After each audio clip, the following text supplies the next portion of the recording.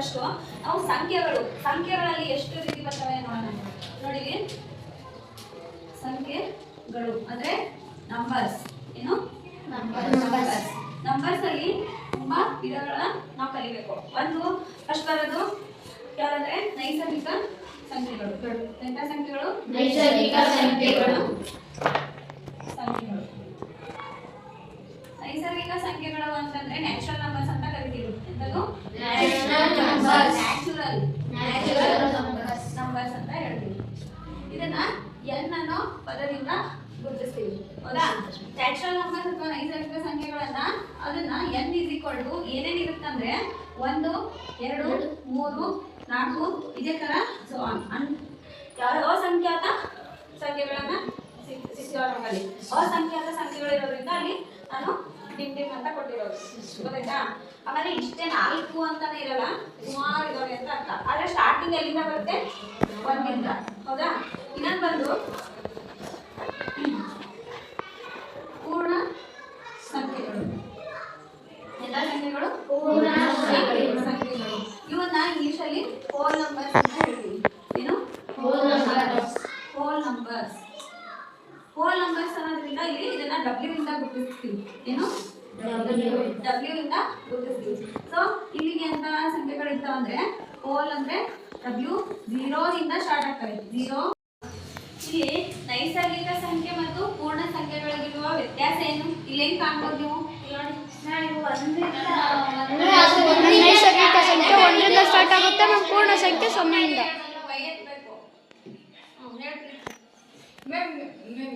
ನೈಸರ್ಗಿಕದಲ್ಲಿ 1ರಿಂದ start ಆಗ್ತಿದೆ. ಪೂರ್ಣ ಸಂಖ್ಯೆಯಲ್ಲಿ 0ಯಿಂದ ಸ್ಟಾರ್ಟ್ ಆಗಿದೆ. ನೈಸರ್ಗಿಕ ಸಂಖ್ಯೆಯಲ್ಲಿ 1ರಿಂದ ಸ್ಟಾರ್ಟ್ ಆಗುತ್ತೆ, ಪೂರ್ಣ ಸಂಖ್ಯೆಯಲ್ಲಿ 0ಯಿಂದ ಸ್ಟಾರ್ಟ್ ಆಗುತ್ತೆ. ಗೊತ್ತಾಯ್ತಾ?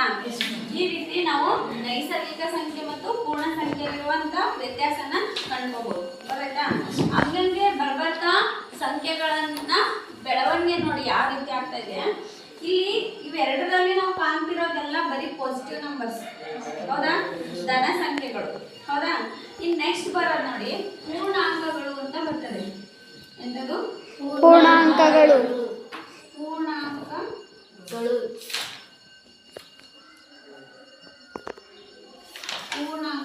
ಇದನ್ನ ಇಂಟೀಜರ್ಸ್ ಅಂತ ಹೇಳ್ತೀವಿ. ಎಂತದು? ಇಂಟೀಜರ್ಸ್ ಅಂತಂದ್ರೆ ಇದನ್ನ ಇವನ್ ಕ್ಯಾಪಿಟಲ್ ಐ ಅಥವಾ ಝೆಡ್ ಇಂದ ಗುರುತಿಸ್ತೀವಿ ನಾವು. ಹೌದಾ? ಸೊ ಈಗ ಝೆಡ್ ಇಸ್ ಈಕ್ವಲ್ ಟು ಅಥವಾ ಐ ಇಸ್ ಈಕ್ವಲ್ ಟು ಅಂತಾನು ಬರೀಬಹುದು. ಇಲ್ಲಿ ನೋಡಿ, ಇದನ್ನ ನಾವು ಹೇಳ್ದಂಗೆ ಇಲ್ಲಿ ಬರೀ ಪಾಸಿಟಿವ್ ನಂಬರ್ಸ್ ಬಂದ್ರೆ ಇಲ್ಲಿ ಎಂತ ಬರುತ್ತೆ? ಪಾಸಿಟಿವ್ ಮತ್ತೆ ನೆಗೆಟಿವ್, ಧನ ಮತ್ತು ಋಣ, ಅದ್ರ ಜೊತೆಗೆ 0 ಇರುತ್ತೆ.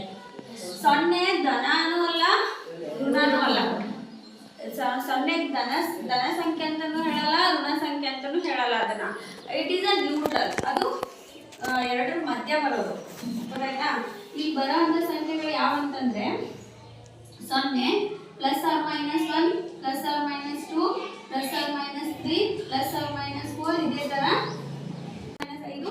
ನಾನು ಬರ್ದಿಲ್ಲ ಅಂದ್ರೂ ಇನ್ನೂ ಸುಮಾರು ಸಂಖ್ಯೆಗಳು ಇರ್ತವೆ. ಅಸಂಖ್ಯಾತ. ಹೌದಾ? ಇನ್ಫೈನೈಟ್ ನಂಬರ್ಸ್ ಇರ್ತಾವಲ್ಲಿ. ಗೊತ್ತಾಯ್ತಾ?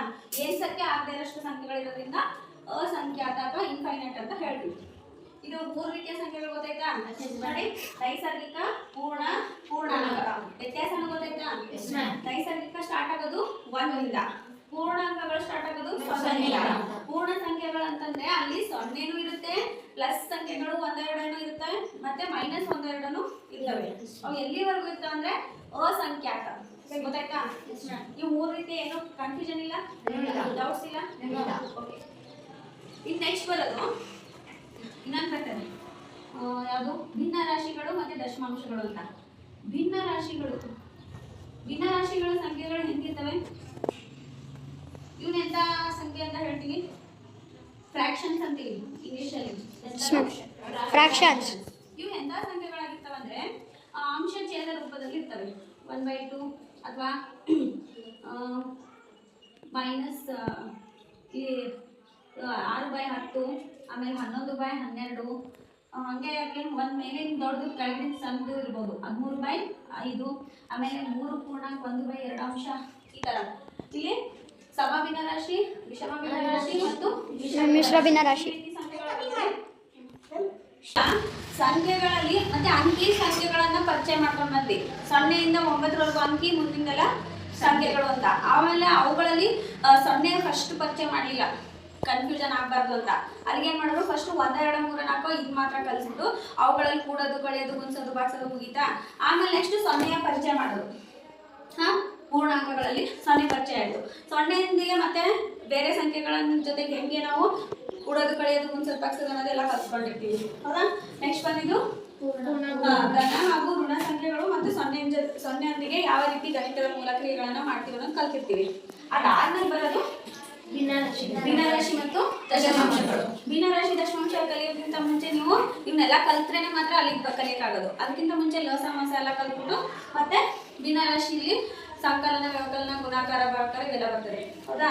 ಇದೇ ತರ ದಶಮಾಂಶಗಳ ಸ್ಥಾನ ಬೆಲೆಯನ್ನ ಕಂಡಿಟ್ಕೊಂಡು ಅಲ್ಲಿನೂ ಕೂಡ ಕೂಡೋದು, ಕಳೆಯೋದು, ಬಾಗಿಸೋದು, ಗುಣಿಸೋದು ಎಲ್ಲ ಕಲಿತೀವಿ. ಹೌದಾ? ಅವೆಲ್ಲ ಆದ್ಮೇಲೆ ನೆಕ್ಸ್ಟ್ ಬರೋದು ಯಾವುದು, ಭಾಗಲಬ್ಧ ಸಂಖ್ಯೆಗಳು.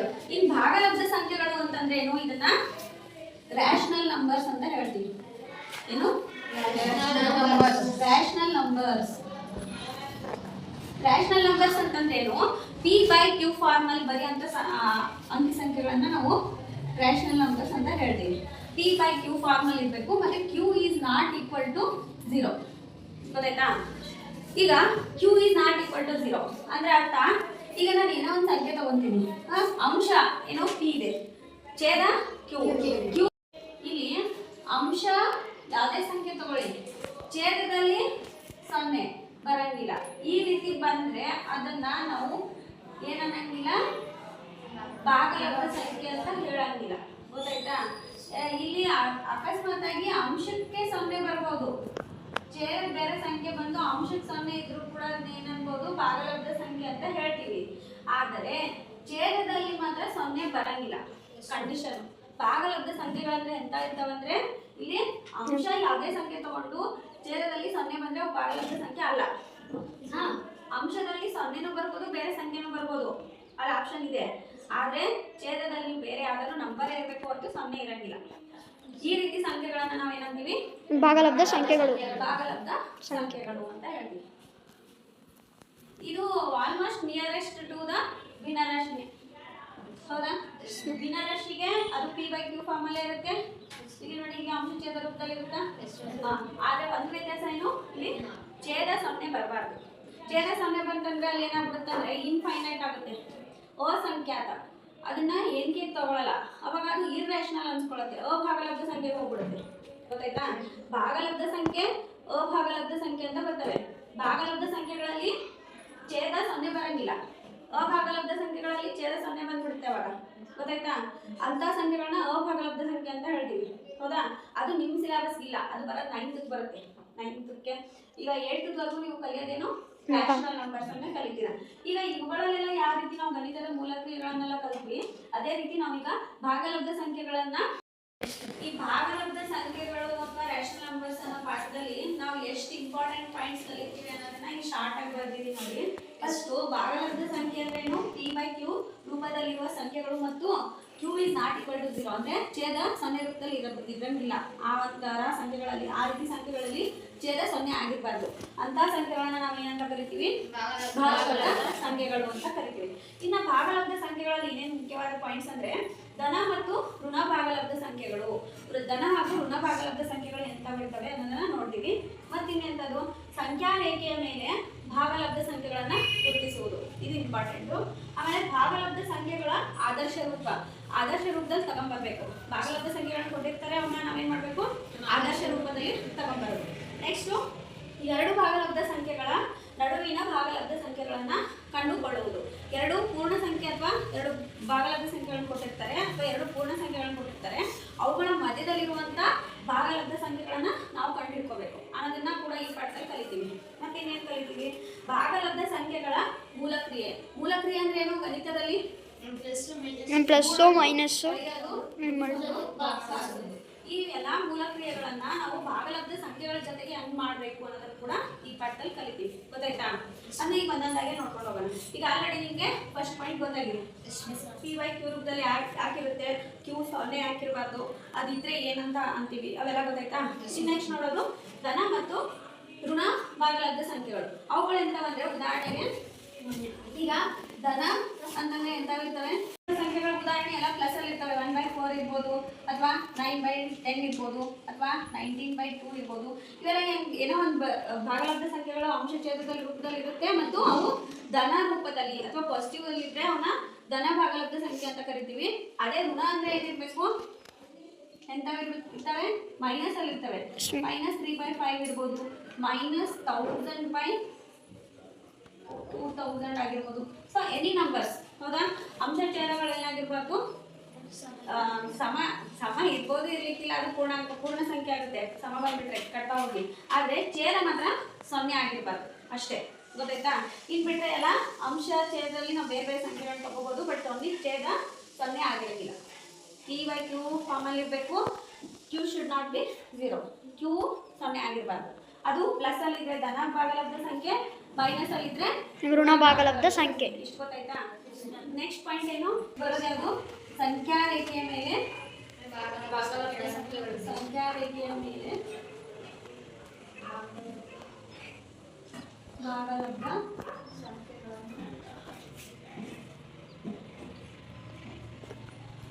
ಸಂಖ್ಯೆಗಳನ್ನು ಗುರುತಿಸುವುದು.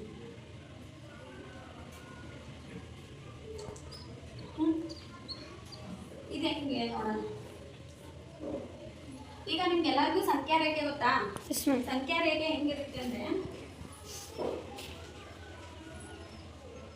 ಇಲ್ಲೆಲ್ವೋ ಮಧ್ಯದಲ್ಲಿ 0 ಅನ್ಕೊಳ್ಳಿ. 0ಯ ಬಲಭಾಗದಲ್ಲೆಲ್ಲ ಎಂತ ಸಂಖ್ಯೆಗಳು? +1 +1 +2 +3 +4 ಹೀಗೆ ಇನ್ಫಿನಿಟಿವರೆಗೂ. ಸೊ ಇನ್ನೂ ಇರುತ್ತೆ. ಇಲ್ಲಿ ಎರ ಮಾತಂದ್ರೆ ಅದ್ರ ಅರ್ಥ ಏನು? ಇನ್ನೂ ಸಂಖ್ಯೆಗಳು ಇರ್ತವೆ ಅಂತ.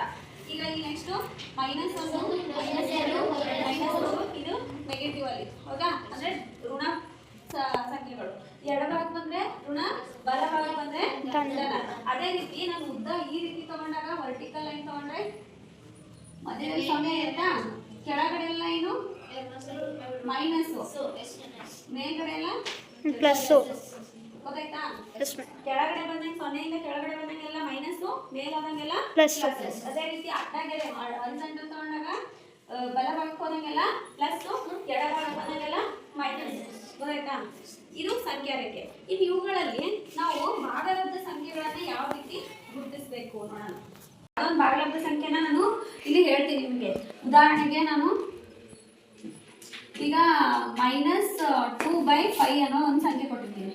ಇದನ್ನ ನಾವು ಸಂಖ್ಯಾ ರೇಖೆ ಮೇಲೆ ಗುರುತಿಸ್ಕೋಬೇಕು, ಹೌದಾ? ಇದನ್ನ ಸಂಖ್ಯಾ ರೇಖೆ ಮೇಲೆ ಗುರುತಿಸ್ಕೋಬೇಕಾದ್ರೆ ಇದು ಫಸ್ಟ್ ಮೈನಸ್ ಅಲ್ಲಿ ಇದೆಯಾ ಪ್ಲಸ್ ಅಲ್ಲಿ ಇದೆಯಾ ನೋಡ್ಕೊಳ್ಳಿ, ಹೌದಾ? ಇದು ಮೈನಸ್ ಅಲ್ಲಿ ಇದೆ. ಹಾಗಾದ್ರೆ ನಾನು ಹಾರಿಜಾಂಟಲ್ ಲೈನ್ ಅಲ್ಲಿ ಯಾವ ಭಾಗನ ಜಾಸ್ತಿ ತಗೋಬೇಕು? ಮೈನಸ್ ಕಡೆ ಇರೋದು ಜಾಸ್ತಿ ತಗೋಬೇಕಾ, ಪ್ಲಸ್ ಕಡೆ ಇರೋದು ಜಾಸ್ತಿ? ಮೈನಸ್ ಕಡೆ ಇರೋದು. ಸೊ ನಾನು ಏನ್ ಮಾಡ್ತೀನಿ, ಆ ಕಡೆ ಪ್ಲಸ್ ಕಡೆ ನನ್ನ ಕೆಲಸ ಏನು ಜಾಸ್ತಿ ಇಲ್ವಲ್ಲ, ಅಲ್ಲಿ ಅಷ್ಟೇ +1 ಅಂತ ಗುರುತಿಸ್ಕೊತೀನಿ. ಸೊ ಅದ್ರ ಅರ್ಥ ಇಲ್ಲಿ ನಂಬರ್ಸ್ ಇರಲ್ಲ ಅಂತಲ್ಲ, ಇರ್ತವೆ. ನಾವು ಕಾಣ್ಕೋಬೇಕಾಗಿರೋದು ಯಾವ ಸಂಖ್ಯೆಯಲ್ಲಿ? -2/5. ನಮ್ಮ ಫೋಕಸ್ ಇದ್ರ ಮೇಲಿದೆ. ಸೊ ನಾನು ಇದು ಯಾವ ಭಾಗಕ್ಕೆ ಬರುತ್ತೆ ಅದನ್ನ ನೋಡೋದು, ಹೌದಾ? ಈಗ ಇಲ್ಲಿಂದ ನೆಕ್ಸ್ಟ್ -1 ಮತ್ತೆ 0 ಇವುಗಳ ಮಧ್ಯದಲ್ಲಿ ಇದು ಬರುತ್ತೆ, ಹೌದಾ? ಅದು ಹೆಂಗೆ ಅನ್ನೋದು ನೋಡಿ. ಅದಕ್ಕೆ ನಾನು ಏನು ಮಾಡ್ತೀನಿ, -1ನ ಇಷ್ಟು ದೂರಕ್ಕೆ ಹಾಕೊತೀನಿ. ಇದ್ರ ಮಧ್ಯದಲ್ಲಿ ಬರುತ್ತೆ ಅಂದಾಗ ಅಲ್ಲಿ ಗುರುತಿಸ್ಬೇಕಲ್ಲ ಕೆಲವು ಸಂಖ್ಯೆಗಳನ್ನ. ಸೊ ಅಲ್ಲಿಗೆ 0 ಇಂದ -1ನ ಇಷ್ಟು ದೂರ ಹಾಕೊಂಡೆ. ಯಾಕಷ್ಟು ದೂರ ಹಾಕೊಂಡೆ? ಕಾರಣ ಏನಂದ್ರೆ ಇಲ್ಲಿ ಛೇದ ಎಷ್ಟಿದೆ? 5. ಸೊ ಇಲ್ಲಿ -0 ಇದು 0 ಇಂದ -1ವರೆಗೂ 5 ಭಾಗಗಳನ್ನಾಗಿ ಮಾಡ್ಕೋಬೇಕು, 5 ಸಮಭಾಗಗಳನ್ನ. ಅವು ಹೆಂಗೆ ನೋಡಿ, 1 2 3 4 5 ಇದಾಗಿರುತ್ತೆ. 1 2 3 4 5, ಹೌದಾ? ಈ 5 ಸಮಭಾಗಗಳನ್ನಾಗಿ ಮಾಡಿಕೊಂಡು ಅವುಗಳನ್ನು ಗುರುತಿಸ್ಕೋಬೇಕೀಗ.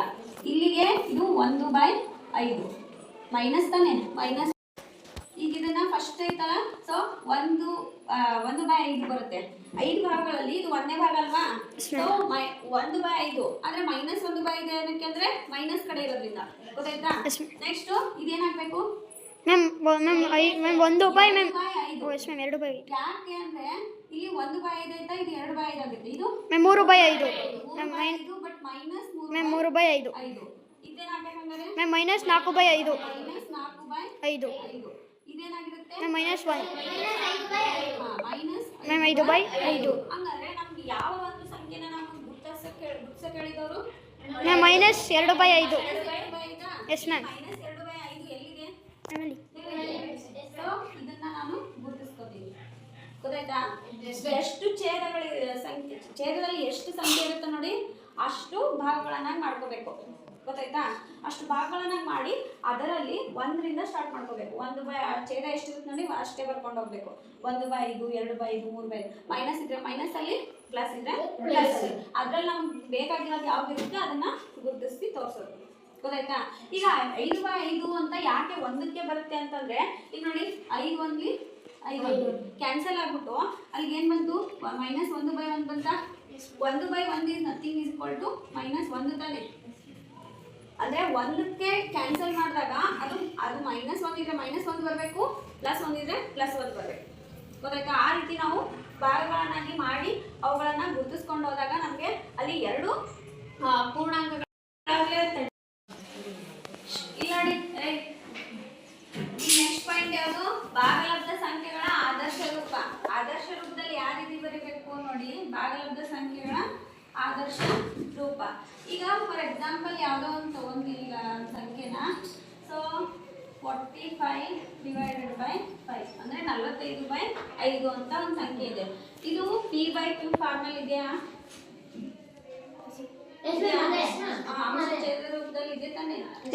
q is not equal to 0. 0 ಸಮವಾಗಿಲ್ಲ. So ಇದು ಭಾಗಲಬ್ಧ ಸಂಖ್ಯೆನಾ ಅಲ್ವಾ? ಭಾಗಲಬ್ಧ ಸಂಖ್ಯೆ. ಹೌದಾ? ಈ ಸಂಖ್ಯೆಯ ಆದರ್ಶ ರೂಪ ಬರಿಬೇಕು ನಾವು. ವಾಟ್ ಈಸ್ ಆದರ್ಶ ರೂಪ? ಆದರ್ಶ ರೂಪ ಅಂದ್ರೆ ಏನು? ಆದರ್ಶ ರೂಪ ಅಂದ್ರೆ ಅದನ್ನ ಸಂಕ್ಷೇಪಿಸಬೇಕು. ಸಂಕ್ಷೇಪಿಸಿ ಅಂತ ಭಿನ್ನರಾಶಿಲಿ ಅದನ್ನ ಸರಳೀಕರಿಸಿ ಅಂತ ಮಾಡಿದಿರ್ತಾನೆ. ಭಿನ್ನರಾಶಿಲಿ ಸರಳೀಕರಿಸಿ ಅಂದ್ರೆ ಏನ್ ಮಾಡ್ತೀರಾ? ಅದನ್ನ ಕಡ್ತಾ ಹೊಡೆದ್ಬಿಟ್ಟು ಇನ್ನು ಮುಂದೆ ಕಡ್ತಾ ಹೊಡೆಯಕ್ ಬರ್ದಂಗಿರೋ ರೂಪದಲ್ಲಿ ಬರಿತೀವಲ್ಲ, ಅದೇ ಏನು ಸಂಕ್ಷಿಪ್ತ ರೂಪ ಅಥವಾ ಸರಳೀಕರಿಸಿರುವಂತ ರೂಪ. ಅದೇ ಇನ್ನೊಂದೇನು ಪದ ಅಂದ್ರೆ ಆದರ್ಶ ರೂಪ. ಅದನ್ನ ಈಗ ಹೆಂಗ್ ಮಾಡ್ತೀರಾ? ನಾವು ಆಲ್ರೆಡಿ ಅವ್ರು ಕೊಟ್ಟಿರೋದೇನಂದ್ರೆ ಒಂದೇ ಸಂಖ್ಯೆನ ತಗೊಂಡು ಅಲ್ಲಿ ಪ್ರತಿಯೊಂದು ಅಂಶ ಮತ್ತು ಛೇದನ ಭಾಗಿಸೋದು ಅಂತ ಹೇಳ್ತಾರೆ. ಅದ್ರ ಅರ್ಥ ಏನು? ನಾವು ಕಡ್ತಾ ಹೊಡಿತೀವಿ. ಹೌದಾ? ಇದು ಯಾವ ಮಗ್ಗಿಲ್ ಬರುತ್ತೆ? 5 ಮಗ್ಗಿಲ್ ಬರುತ್ತಾ? 5 1 5 9. ಸೊ 9/1 ಅಂದ್ರೆ ಇದ್ರ ಅರ್ಥ ಏನು? 9 ಅಂತಾನು ಬರಿಬೋದು. 9/1 ಅಂದ್ರೇನು ಭಾಗಲಬ್ಧ ಸಂಖ್ಯೆ ಅಂತ ಕನ್ಸಿಡರ್ ಆಗುತ್ತೆ. 9 ಅಂದ್ರೂ ಭಾಗಲಬ್ಧ ಸಂಖ್ಯೆನೇ ಹೌದು. ಸೊ ಇಲ್ಲಿಗೆ ನಾವು 45/5 ಆದರ್ಶ ರೂಪ ಏನು? 9/1. ಗೊತ್ತಾಯ್ತಾ? ನೆಕ್ಸ್ಟ್ ಇಲ್ಲಿಗೆ ಬೇರೆ ರೀತಿ ಎಕ್ಸಾಂಪಲ್ ಹೇಳ್ಬೋದಾ ನೀವು? ಹೇಳಿ ನೋಡೋಣ ಒಂದು. ಈಗ -3/5 ಅಂತ ಇದೆ. 3/5 ಇದರ ಆದರ್ಶ ರೂಪ ಬರೀರಿ ಅಂದಾಗ ನಾನು ಏನು ಮಾಡ್ತೀನಿ ಹೇಳಿ? ಇದನ್ನ ತಿರ್ಗಾ ಅದೇನೇ ಬರೀತೀನಿ ನಾನು. ಯಾಕೆ?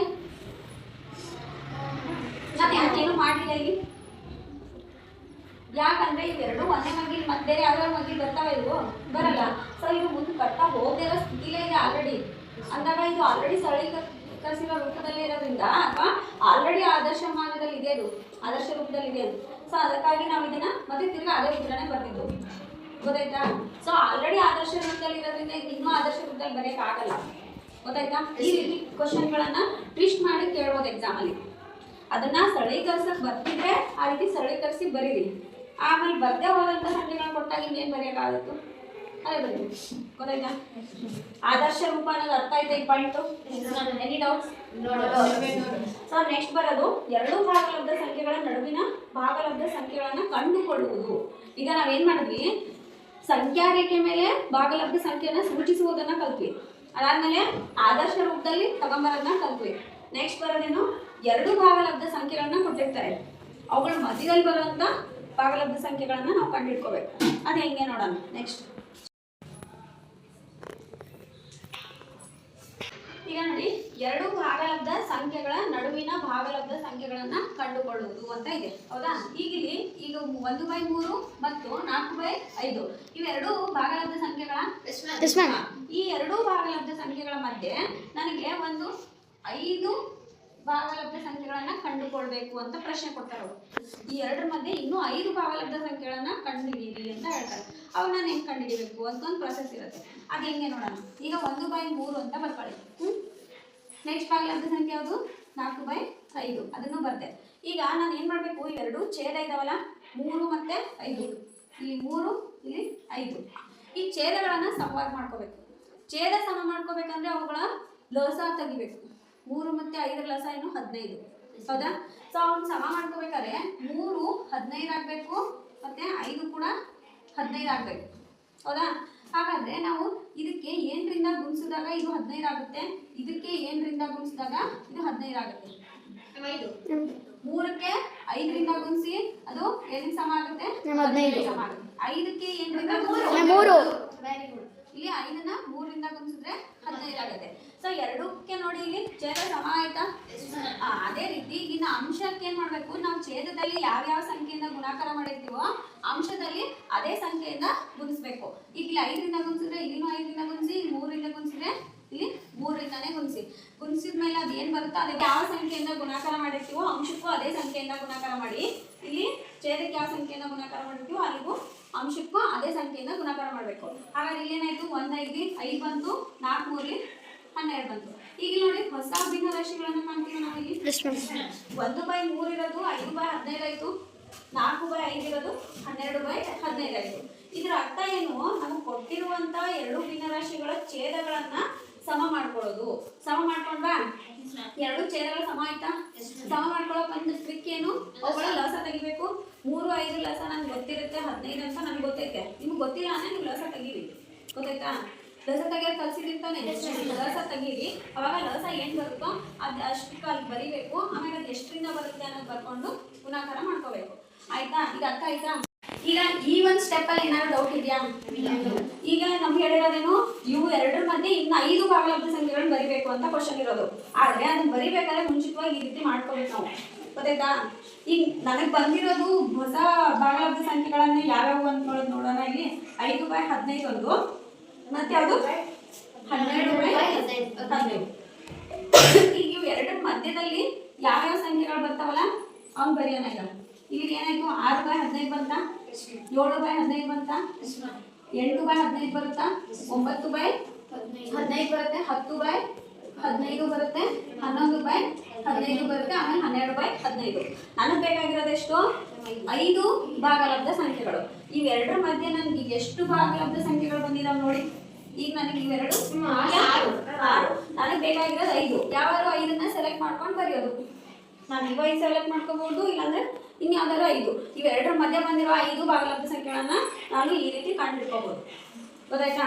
ಕೆಲವು ಸತಿ ಇವು ಬಂದಿರೋ 6 ಬದಲಿಗೆ ಇನ್ನೂ ಒಂದು 10 ಭಾಗಲಬ್ಧ ಸಂಖ್ಯೆಗಳನ್ನ ಬರೀರಿ ಅಂತಂತ ಪ್ರಶ್ನೆ ಇರುತ್ತೆ. ಅವಾಗ ಹೆಂಗ್ ಮಾಡ್ತೀರಾ? ಇಲ್ಲ ನೋಡಿ, ಬರೀ 5 ಬರಿ ಅಂದಿದ್ ಮಾತ್ರಕ್ಕೆ 6 ಬಂದವೆ, ಹೆಂಗೋ ಒಂದು 5 ಸೆಲೆಕ್ಟ್ ಮಾಡಿ ಬರೀತೀರಾ. ಆದ್ರೆ ನಮಗೆ 10 ಬರಿ ಅಂತ ಬಂದಾಗ ಏನ್ ಮಾಡ್ಬೇಕು ನೋಡಿ, ಏನ್ ಮಾಡ್ಬೇಕಂದ್ರೆ ಈಗ ಇಲ್ಲಿ ನಮ್ಗೆ ಹೊಸ ಭಾಗಲಬ್ಧ ಸಂಖ್ಯೆಗಳು ಬಂದಿದ್ದಾವಲ್ಲ, ಇವುಗಳಿಗೆ ನಾವು ಏನ್ ಮಾಡ್ಬೇಕು, ಯಾವ್ದಾದ್ರು ಒಂದು ಸಂಖ್ಯೆನ ತಗೊಂಡು ಒಂದೇ ಸಂಖ್ಯೆಯಿಂದ ಗುಣಿಸ್ಕೋಬೇಕು ಅಂಶ ಛೇದಕ್ಕೆ. ಈಗ ನಾನು ಇಲ್ಲಿ ಏನ್ ಮಾಡ್ತೀನಿ, 4ರಿಂದ ಗುಣಿಸ್ಕೋತೀನಿ. 15 4 ಇಲ್ಲಿನೂ 15 4. ಸೇಮ್ ಇಲ್ಲಿನೂ ಅದೇ ಪ್ರೊಸೆಸ್. ಯಾವ ಒಂದು ಸಂಖ್ಯೆಯನ್ನ ಗುಣಿಸ್ಕೊಂತೀರೋ ಎರಡೂ ಭಿನ್ನರಾಶಿಗಳನ್ನ ಅಥವಾ ಎರಡೂ ಭಾಗಲಬ್ಧ ಸಂಖ್ಯೆಗಳನ್ನ ಅದೇ ಸಂಖ್ಯೆಯಿಂದ ಗುಣಿಸ್ಕೊಳ್ಳಿ. ಎಷ್ಟು ಬರುತ್ತೆ? 5 4 20, 15 4 60, 12 4 48, 15 4 60. ಈಗ ಹೊಸ ಭಾಗಲಬ್ಧ ಸಂಖ್ಯೆ ಬಂದ ಇದು. ಈಗ ಏನ್ ಮಾಡ್ತೀನಿ, ನಾನು 20/60 ಬರೆದು ಇಲ್ಲಿ ಇನ್ನೊಂದು ಯಾವ್ದಿದೆ, 48/60 ಇದೆ, ಹೌದಾ? ಇವುಗಳ ಮಧ್ಯೆ ನನಗೆ 10 ಬರ್ಬೋದಾ? ಬರುತ್ತೆ. 20/60 ಮತ್ತೆ 48/60 ಮಧ್ಯ ಹಿಂಗೆ ಬರ್ಕೊಂಡು ಹೋಗಿ. 20 21/60 ಬರುತ್ತೆ, 22/60 ಬರುತ್ತೆ, ಹಂಗೆ ಬರೀತಾ ಹೋದಾಗ 47/60 ಬರೆಯೋ ಗಂಟ ಎಷ್ಟೆಲ್ಲ ಬರ್ಬೋದಿಲ್ಲಿ, ಹೌದಾ? ಇಲ್ಲಿಂದ ಇಷ್ಟರೊಳಗೆ 10 ಯಾಕೆ, ಇನ್ನೂ ಸುಮಾರು ಬರ್ತವೆ, ಹೌದಾ? ನಾನು 10 ಬೇಕಂದಾಗ ನಾನು 4ರಿಂದ ಗುಣಿಸ್ಕೋಬಹುದು, 2ರಿಂದ ಗುಣಿಸ್ಕೋಬಹುದು, 3ರಿಂದ ಗುಣಿಸ್ಕೋಬಹುದು. ಆದರೆ ಏನು ಒಂದು ಸಂಖ್ಯೆಯಿಂದ ಗುಣಿಸ್ಕೊಂತೀರೋ ಅದು ಪ್ರತಿಯೊಂದು ಭಿನ್ನರಾಶಿಯ ಎರಡೂ ಭಿನ್ನರಾಶಿಗಳ ಅಂಶ ಛೇದಕ್ಕೆ ಅದೇ ಸಂಖ್ಯೆಯಿಂದ ಗುಣಿಸಿರ್ಬೇಕು, ಗೊತ್ತಾಯ್ತಾ? ಅಂದಾಗ ನಮ್ಗೆ ಎಷ್ಟು ಬೇಕಂದ್ರೆ ಅಷ್ಟು ಕಂಡು ಹಿಡ್ಕೋಬಹುದು. ಈಗ ನಾನಿಲ್ಲಿ 4ರ ಬದಲಾಗಿ 2ರಿಂದನೂ ಗುಣಿಸ್ಕೋಬೋದಾಗಿತ್ತು. ಆದರೆ ಸ್ವಲ್ಪ ಕಡಿಮೆ ಬರ್ತಾವೇನೋ ಅನ್ನೋ ಡೌಟಿಂದ ನಾನು ಏನು ಮಾಡಿದೆ, 4ರಿಂದ ಗುಣಿಸ್ಕೊಂಡೆ. ಹೌದಾ? ಆದರೆ 4ರಿಂದ ಗುಣಿಸಾಗ ಇನ್ನೂ ಜಾಸ್ತಿನೇ ಬಂತು, ನನಗೆ 10 ಬೇಕಾಗಿರೋದು. ಅಂದಾಗ ನಾನು ಇಲ್ಲಿ 2ರಿಂದನೂ ಗುಣಿಸ್ಕೋಬೋದೇನೋ, ಗುಣಿಸ್ಕೊಂಡಾಗ ಇನ್ನೂ ಸ್ವಲ್ಪ ಕಡಿಮೆ ಬರ್ತವೆ. ಅದರಲ್ಲಿ ಪ್ರಶ್ನೆ ಏನಿರುತ್ತೆ ನೋಡಿ, ಫಸ್ಟು ಈ ರೀತಿ ಬಂದಿರುತ್ತೆ. ಅವಾಗ ಫಸ್ಟ್ ಸ್ಟೆಪ್ ನೀವು ಈ ರೀತಿ ಛೇದಗಳನ್ನು ಸಮವಾಗಿ ಮಾಡ್ಕೋಬೇಕು. ಸಮವಾಗಿ ಮಾಡಿಕೊಂಡು ಅವುಗಳ ಮಧ್ಯದಲ್ಲೇ ಬೇಕಾಗಿರೋಷ್ಟು ಸಂಖ್ಯೆ ಭಾಗಲಬ್ಧ ಸಂಖ್ಯೆಗಳು ಬಂದರೆ ಬರ್ಕೊಂಡೋಗಿ. ಇಲ್ಲ ಅವು ಕಡಿಮೆ ಬೀಳ್ತಾ ಇದ್ದಾವೆ ಅಂದಾಗ ಏನು ಮಾಡಬೇಕು, ಯಾವುದೋ ಒಂದು ಸಂಖ್ಯೆಯನ್ನು ಅಂಶ ಛೇದಕ್ಕೆ ಗುಣಿಸ್ಕೊಂಡು ಹೊಸ ಭಿನ್ನರಾಶಿಗಳನ್ನ ಕಂಡುಹಿಡ್ಕೊಳ್ಳಿ, ಹೊಸ ಭಾಗಲಬ್ಧ ಸಂಖ್ಯೆಗಳನ್ನು. ಆಮೇಲೆ ಅವುಗಳ ಮಧ್ಯೆ ಬರ್ತಾವೆ. ಗೊತ್ತಾಯ್ತಾ? Any doubts? ಈ ತರ ಮಾಡ್ತೀರಾ ಕೊಟ್ರೆ ಹೋಮ್ವರ್ಕ್ ಒಂದು 4-5 ಜನ ಕೊಡ್ಬೋದಾಯ್ತಾ? Very good. ಈಗ ನೆಕ್ಸ್ಟ್ ಬಂದು ಪಾಯಿಂಟ್ ಯಾವುದು, ಭಾಗಲಬ್ಧ ಸಂಖ್ಯೆಗಳ ಮೂಲ ಕ್ರಿಯೆ. ಇದನ್ನ ನಾಳೆ ನೋಡೋಣ. ಇವತ್ತು ಇಷ್ಟು ಪಾಯಿಂಟ್ಸ್ಗಳ ಮೇಲೆ ಮಾಡಿ ವರ್ಕ್ ಕೊಡ್ತೀನಿ, ಮಾಡಿ.